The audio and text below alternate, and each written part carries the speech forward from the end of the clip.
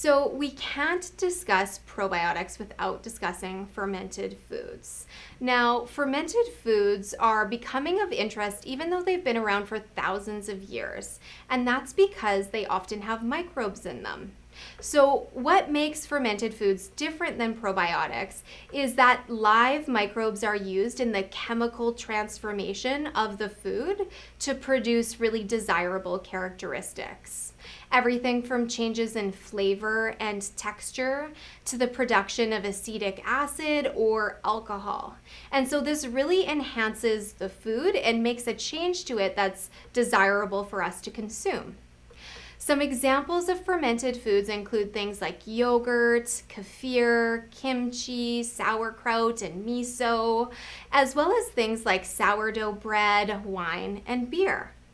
Of course, with making these fermented foods, not all of these fermented foods have live microbes. And that's one very important part of something being classified as a probiotic.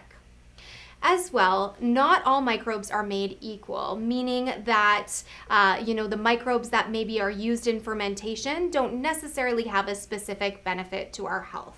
So even though we don't have specific evidence to say that fermented foods influence our gut microbiota, I still encourage patients to consume them. And that's really because there is still a lot of evidence-based benefits. So I like to say to try to eat living foods each day. And so when it comes to consuming living foods, certain living foods do actually have some really great research behind them. And this includes things like yogurt and kefir. So if you struggle with lactose maldigestion, the bacteria in yogurt and kefir can actually help to break down the lactose and help you to tolerate it better. Fermented foods also have a lot of other really great health benefits.